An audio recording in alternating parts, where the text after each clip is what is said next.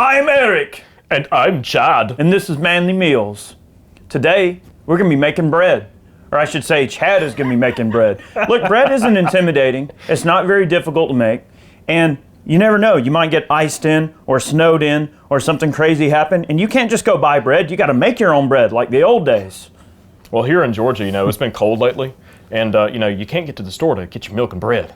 Because that's always the emergency staples that everybody wants to have. Like, oh, honey, we're going to be snowed in. Go get some milk and bread or we're going to die. All right. So we're going to make our own. And making your own bread is easy. And it's very, very inexpensive. When you see those bakery prices, sometimes it makes you want to go, ah! I think I'll just make my own. And you'll need a few tools and ingredients, okay, to make this life a little bit easier. We'll go along with the process, and we will tell you all about it. Let's do it. All right, you're gonna need a few items to get started making your own bread at home. Obviously, you're gonna need some flour. So we're just using some White Lily bread flour here today. You can use all-purpose, but you have to add just a little bit of whole wheat flour to it to get that protein content up. We've got some sugar, kosher salt, obviously, active dry yeast. We're gonna be using a baker's couche today to help shape our loaves when they're proving. And then we've got just a whisk, a scraper, a bread tool here. And I like to use a kitchen thermometer. Okay, just a little digital guy here. This helps me get the water to the proper temperature. We're going to go over that in just a moment. And today we're going to be using the KitchenAid mixer to knead our bread. You can knead bread by hand. I find the KitchenAid is just very convenient. I've got one. I decided to use it. And measuring devices, things like that. And obviously, I needed those over there, good buddy. So we can't have, bread making, which has wheat and yeast in it, without having beer. Lots and lots of beer. We've got the Arches Queen's Weiss, which is a Hefeweizen, and then he's running Thai wheat. This is a really good wheat beer. All right, boys and girls, let's make some bread. And remember, drinking is only for adults who absolutely hate themselves.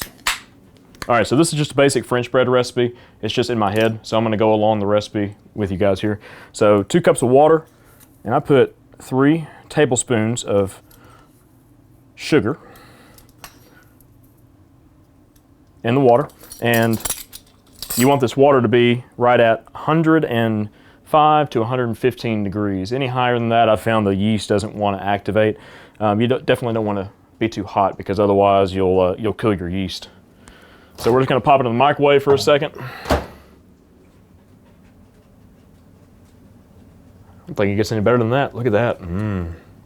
Yep. That's about right. I never thought that I would be a hand model in a cooking show. Where's my life going? All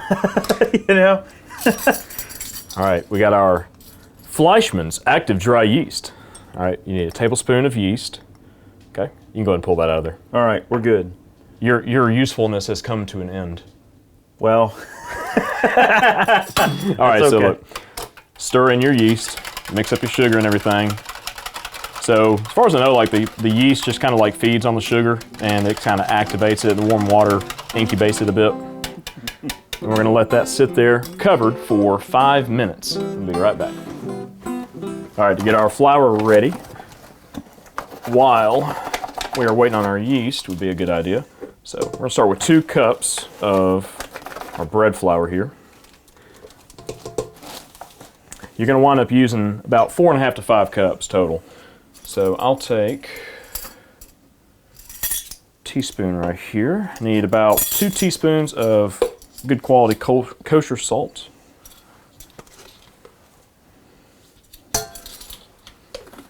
And guys, this is just my recipe. So, I mean, if you have your own recipe, work with what you got. There's a lot of different types of bread that you can make. This one's made with water. You can make a more fluffy bread, like a brioche, with milk and eggs in lieu of the water. So many different things that you can do. Whole wheat breads, rye breads, the whole 9 yards. So what we're gonna do is while we're waiting on the yeast to just activate, like I said, just get our mixer here ready. We're gonna start with the mixing paddle. And basically we're gonna make like a slurry with our yeast, water, sugar mixture, and our initial flour mixture, and then we're going to proceed to add the flour in with the bread hook and get that thing going. All right, 5 minutes is up. As you can see, our yeast is nicely activated.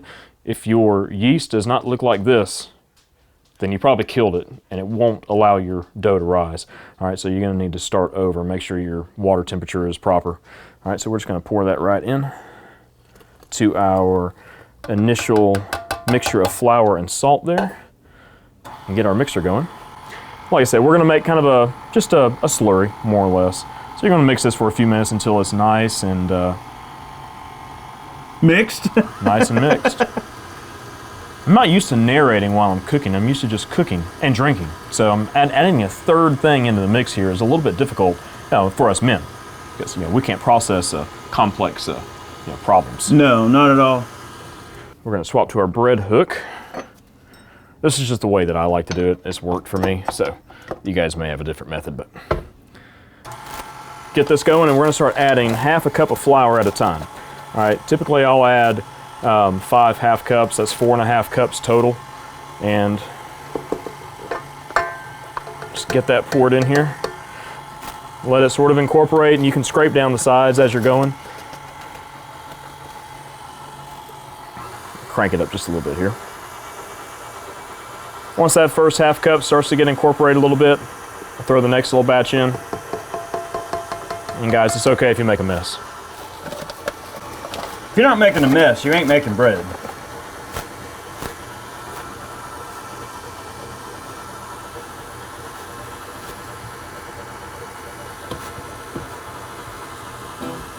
Scrape down the sides a little bit.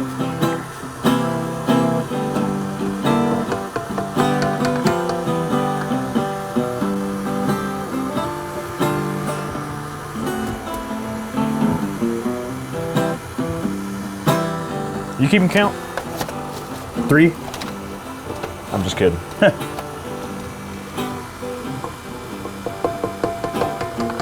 Just add the flour till it looks about right. Pretty much. I mean, you can see I'm not like scraping the tops of these measuring cups off or anything. I mean, just I'm throwing flour in until it starts pulling away from the bowl. That's what you're looking for.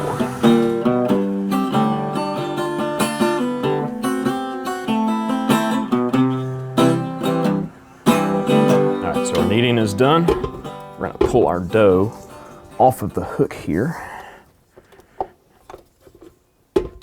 Yo! All right, so now we've gotten our dough out of our mixing bowl.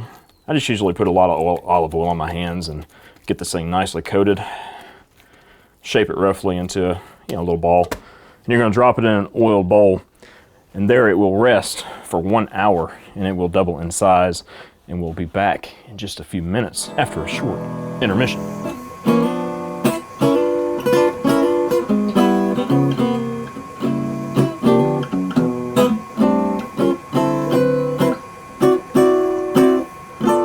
Let our dough rise for 1 hour. The bowl may not have been quite big enough. That's okay.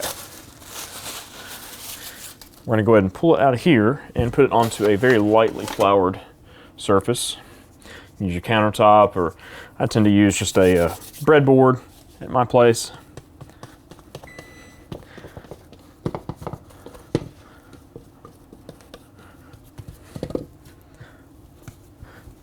Basically what you're going to do is just punch it down a little bit, and we're going to divide it roughly evenly in half. Now, what I tend to do is pull my dough into a nice ball.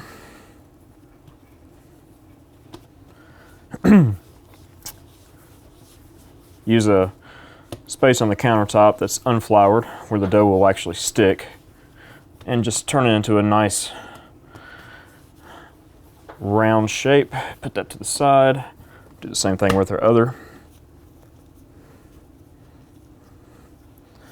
Now, I am not a professional bread maker, so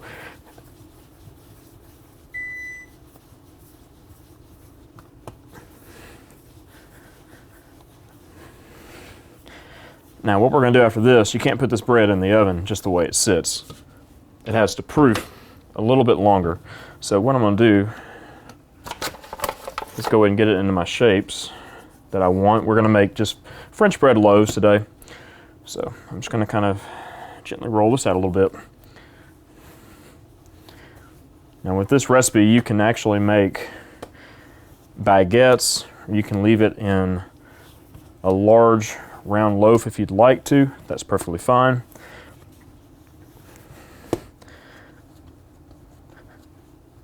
But what I'm going to do is flatten it out a little bit, and we're going to just kind of roll it into place. Tucking the edges as we go.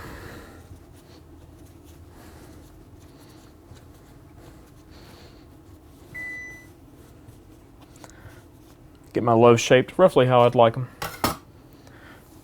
And we're going to repeat the process for the other loaf as well. What we're going to do is take our pan and just roll out our couche on there. Now this one I've used quite a bit. As you can see, the floured surface on it here.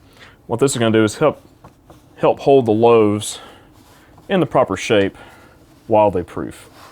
Okay? So we'll just put one loaf on here, roll that into place there, and repeat the process with the second loaf, and then we'll let these proof for 1 hour, and then we'll be ready to throw them in the oven. All right, with about 10 minutes on the timer, we're going to go ahead and preheat the oven to 400 degrees. To prepare the pan for baking, we're just going to coat it with a light coating of butter, shortening, oil, Pam, whatever you so choose. I choose to use butter. And then just as an added measure, I like to sprinkle just a little bit of cornmeal on the pan. This will help keep the bread from sticking. Okay.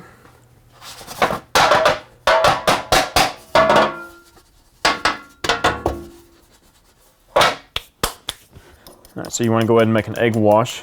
1 egg and about 3 or 4 tablespoons of water. You want it to be a little bit runny. That way it brushes on the top of the bread just nice. This will give the top of the bread a very nice brown look, like real bread. All right, now that our bread is proofed, we're going to transfer it over to our greased pan. It's going to flatten out a little bit. That's okay. Now, we're going to make a few slits in the top here. I like to use just like a nice sharp tomato knife.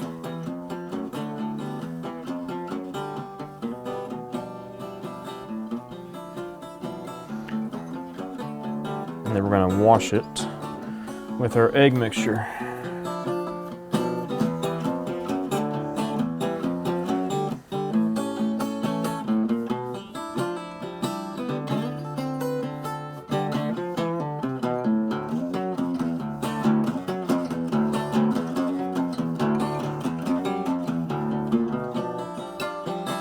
And into the oven, the bread goes for 20 minutes.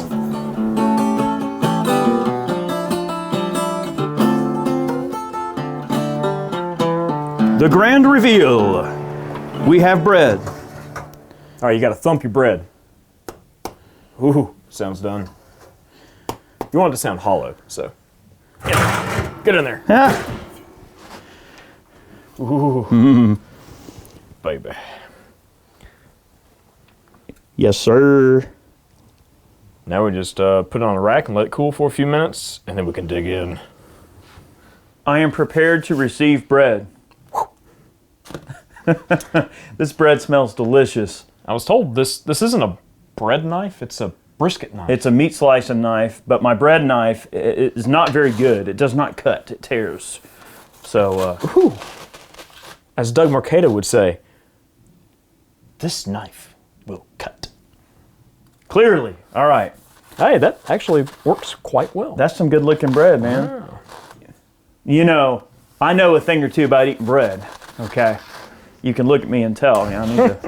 I need to be eating some vegetables and meat and not bread. But because this is a learning experience, this is science. I'm doing this in the name of science here. All right, so this is our normal bread. In the next episode, we're going to show you how to make keto bread. No, we're not. No, we're not. No, we're not. All right, a little bit of salted Kerrygold butter. Ooh. A little bit of that butter. Ooh. Oh, yeah. There we go, some bread. Oh,